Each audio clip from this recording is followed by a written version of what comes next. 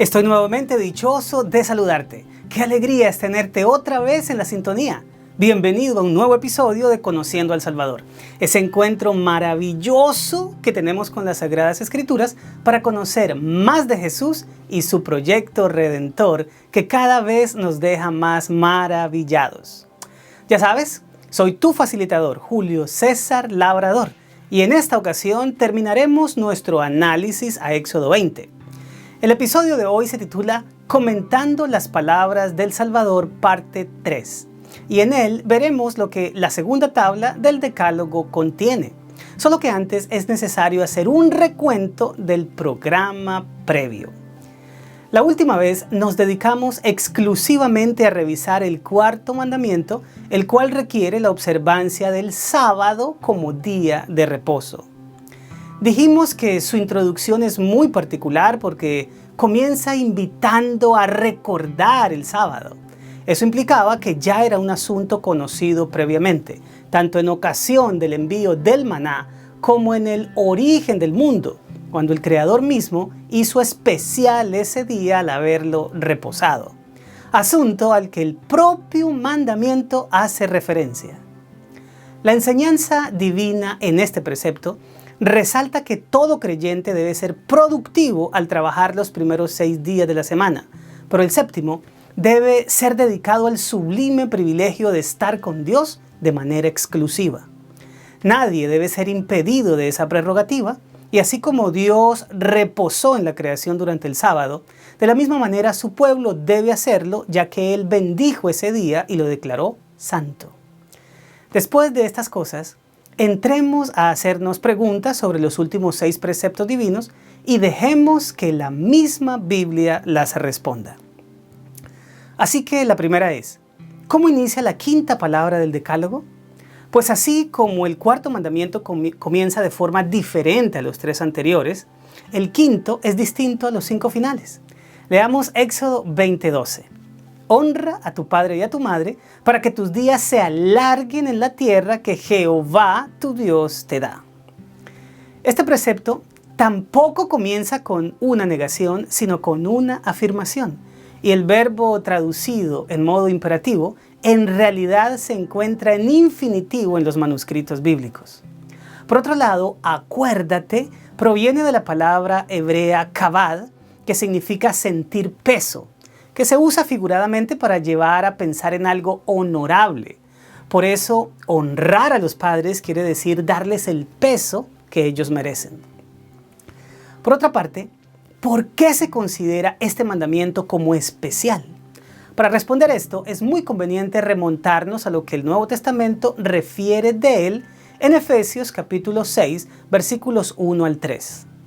Hijos, obedeced en el Señor a vuestros padres, porque esto es justo. Honra a tu padre y a tu madre, que es el primer mandamiento con promesa, para que te vaya bien y seas de larga vida sobre la tierra. El apóstol Pablo recomienda a los jóvenes de la iglesia de Éfeso a que obedezcan a sus padres y los honren. La Biblia utiliza el verbo griego timao, que significa premiar, valorar o reverenciar, para expresar la alta consideración que los hijos debemos tener por nuestros padres, y agrega algo fascinante, que este es el primer mandamiento con promesa. Es decir, que entre todos los preceptos del Decálogo, este es el único que contiene una promesa explícita por parte de Dios. Como notarás, el ofrecimiento divino es que los días de cada hijo del pueblo de Israel serían alargados en la tierra prometida si le dan el lugar de honor que Dios mismo le otorgó a los padres. Por supuesto, el alargamiento es algo figurado y significa que aumentarían en cantidad y en bienestar. Pablo, al hacer referencia a este precepto, no solamente vincula la promesa al Israel genealógico que habitaba en la superficie de la Canaán terrenal, sino que al escribirle a los cristianos gentiles de Éfeso, la vincula con el lugar donde ellos se encuentran. El cuarto y el quinto mandamientos tienen una función muy importante dentro del Decálogo, mientras que uno termina con los mandamientos de la primera tabla, que tiene que ver con la relación del hombre con Dios. El otro involucra la relación del creyente con sus semejantes. Por eso ambos se expresan de manera afirmativa, algo exclusivo de estos dos. Ahora, ¿de qué se trata el siguiente mandamiento? Verás, de aquí en adelante el resto de los preceptos divinos son enunciados relativamente cortos. Te invito a leer Éxodo capítulo 20, versículo 13, que de manera muy simple nos dice: no matarás. Aunque parece muy elemental la comprensión de este precepto, hay algo que debe ser resaltado. Si bien es cierto que la vida debe ser respetada, el mandamiento no se refiere al hecho de privar de la existencia a un animal o vegetal. Si así lo fuera, ni siquiera se podrían eliminar las plagas, los virus, arrancar un tubérculo para comer o acabar con una infesta de insectos o roedores malignos. Y siendo que la Biblia habla del consumo de ciertos animales como alimentos, pues debemos entender el mandamiento en su verdadero contexto. La palabra de nuestro Dios usa el término hebreo ratzak para decir que Dios no aprueba el asesinato. Esta palabra se refiere exclusivamente a no hacer pedazos o matar a otro ser humano, pero en el caso exclusivo de quitarle la vida con motivos malvados. Esto es importante porque significa que la muerte accidental de un individuo en manos de otro, incluyendo el legítimo acto de la defensa, no está inmersa en el precepto. Sin embargo, existen formas de asesinar sin que la víctima necesariamente deje de respirar. ¿Qué dijo el Señor Jesús al respecto? Permíteme invitarte a leer lo que quedó registrado en uno de sus sermones. Está en Mateo capítulo 5, versículos 21 y 22. Por favor, lee conmigo. Oísteis que fue dicho a los antiguos: no matarás, y cualquiera que matare será culpable de juicio. Pero yo os digo, cualquiera que se enoje contra su hermano será culpable de juicio, y cualquiera que diga necio a su hermano será culpable ante el concilio, y cualquiera que le diga fatuo quedará expuesto al infierno de fuego. Podemos decir mucho de este texto. Sin embargo, solo me referiré al hecho de que aquí el Señor pasa del terreno biológico al emocional y declara que no solo debemos evitar el asesinato, sino que el hecho de hablar con dureza, producto de una ira descontrolada, es tan digno de llevarse frente a los jueces como el hecho de asesinar a otra persona. Es decir, el Señor le da mucha relevancia al daño emocional que pueden producir las palabras y vincula este perjuicio con la violación del sexto mandamiento. La verdad, es fácil decidir no usar un arma contra otra persona o cuidarse de no propiciar daños físicos. Sin embargo, el mismo enojo descontrolado es el que lleva tanto al asesinato como a la ofensa recalcitrante. Por lo tanto, cuando el Salvador comenta este precepto, no lo hace desde la perspectiva del efecto, sino del de la causa. De paso, me gustaría resaltar que Éxodo 20:13 es el versículo más corto de toda la Biblia en nuestro idioma. Ahora, ¿de qué se trata el siguiente precepto del Decálogo? Para eso, nada mejor que leer el séptimo mandamiento. Busquemos juntos Éxodo capítulo 20, versículo 14. La palabra de Dios nos dice: no cometerás adulterio. En los manuscritos hebreos la palabra que se usa es naaf, cuya traducción está perfectamente hecha en este versículo. Sin embargo, valdría la pena definir qué es adulterio. En toda cultura, esto se refiere a la relación íntima entre una persona casada con alguien que no es su cónyuge. Sin embargo, cuando nuestro Señor comentó este precepto, le dio un alcance muy amplio. Te invito a que me acompañes en la lectura de Mateo capítulo 5, versículos 27 y 28. Oísteis que fue dicho: no cometerás adulterio. Pero yo os digo que cualquiera que mira a una mujer para codiciarla, ya adulteró con ella en su corazón.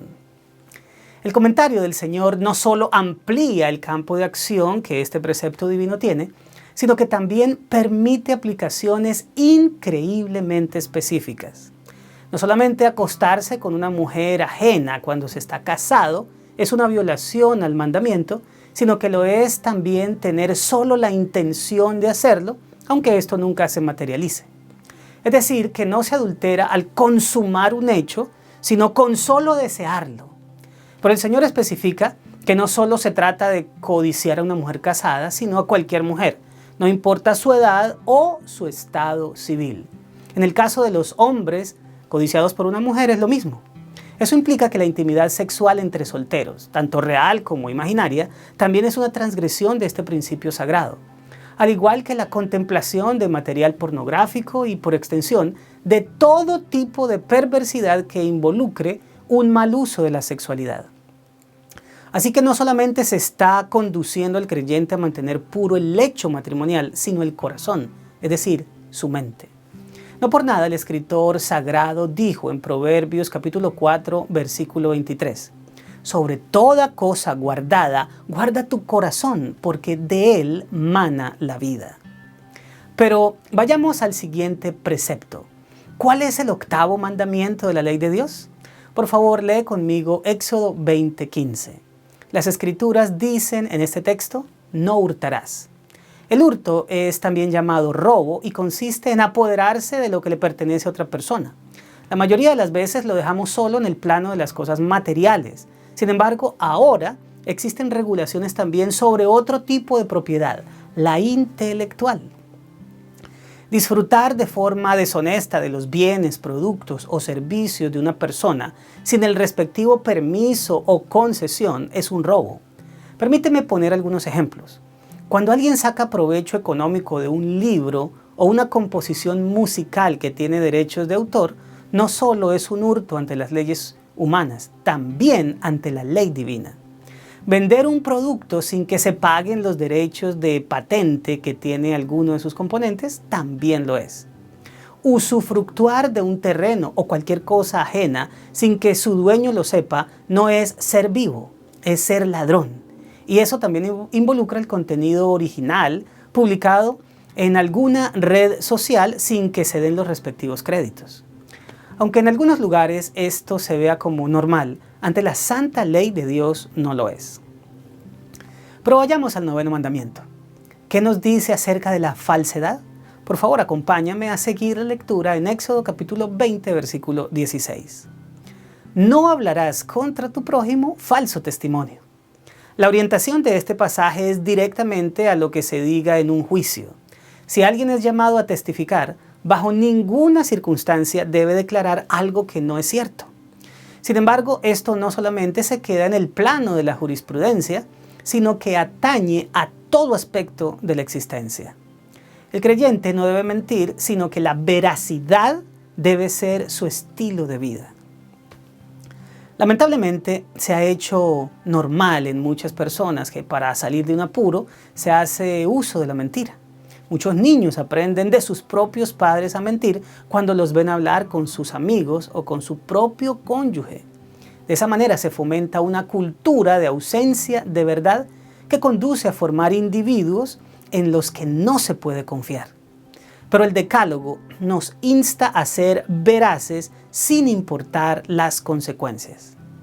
Ahora terminemos nuestro comentario. ¿De qué se trata el último de los mandamientos? Esto lo encontramos en la misma cita que hemos estado revisando. Veamos Éxodo capítulo 20, versículo 17. No codiciarás la casa de tu prójimo, no codiciarás la mujer de tu prójimo, ni su siervo, ni su criada, ni su buey, ni su asno, ni cosa alguna de tu prójimo. Aquí tengo que agregar que todos los mandamientos anteriores se refieren principalmente a acciones. Sin embargo, este último toca exclusivamente el plano de las intenciones. Aquí se invita a no codiciar nada ajeno, tanto en lo referente a las pertenencias como a las relaciones. Todos los demás preceptos del Decálogo son evidentes en su violación, excepto este. Con esto quiero decir que es posible enterarse de que alguien roba, asesina, adora ídolos, quebranta el sábado o adultera. Pero saber cuándo alguien está codiciando es virtualmente imposible, ya que es algo que sucede en la mente de un individuo y no fuera de ella, como todo lo demás. Por lo tanto, a menos que se lo confiese, la codicia es un asunto que solo Dios y el individuo conocen y que únicamente el Todopoderoso puede juzgar. Y aquí quisiera hacer una diferencia importante. No es lo mismo tener aspiraciones que ser codicioso.